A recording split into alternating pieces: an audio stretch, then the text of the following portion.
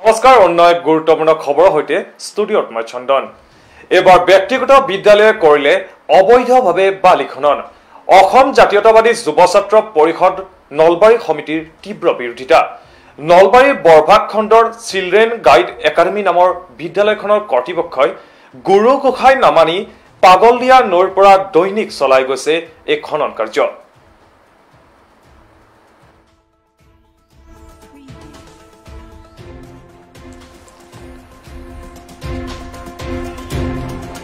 এখন ব্যক্তিগত খণ্ডৰ বিদ্যালয়ে আজব কাণ্ড।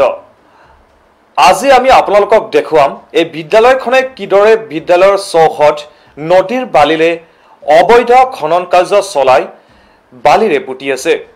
জিলাখনৰ বৰভাগৰ চিলড্ৰেন গাইড একাডেমী নামৰ বিদ্যালয়খনৰ কৰ্তৃপক্ষই গুৰু গোসাঁই নামানি পাগলদিয়া নৈৰ পৰা দৈনিক এনেদৰে খনন কাৰ্য চলাই আছে।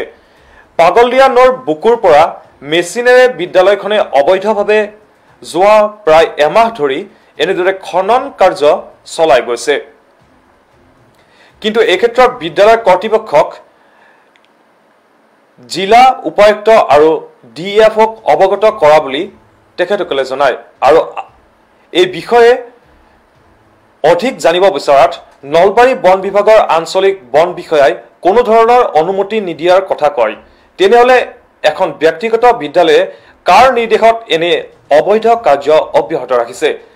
ইপিনে বৃহস্পতিবাৰে যুৱ ছাত্ৰ পৰিষদৰ নলবাৰী জিলা সমিতিৰ সম্পাদক নিৰুদ দাসে এই কাৰ্যক গৰিহণা দিয়াৰ লগতে বিদ্যালয় কৰ্তৃপক্ষক ইয়াৰ পৰা বিৰত থাকিবলৈ সকীয়াই দিয়ে।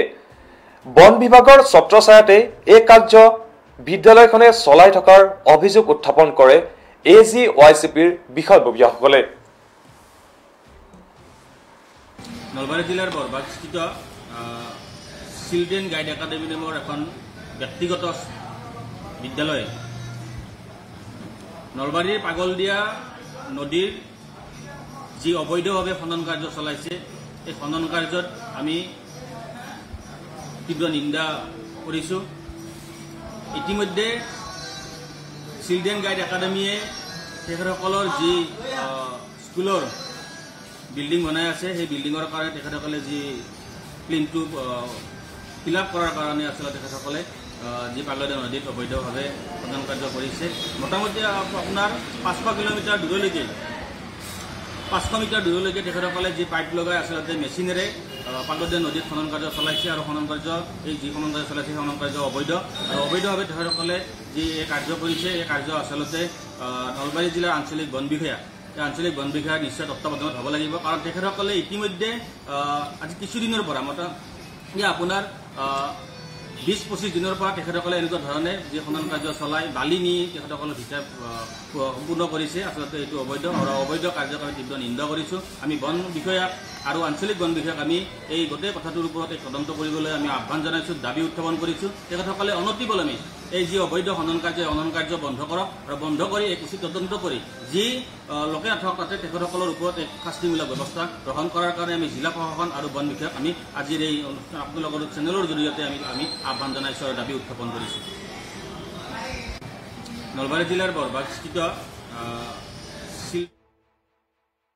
ইয়াৰ লগে লগে খবৰৰ মাজৰ পৰা মই চন্দনে বিদায় লৈছোঁ। চাই থাকিব একমাত্ৰ PI নিউজ, ৰাইজৰ দ্বাৰা ৰাইজৰ বাবে। ধন্যবাদ।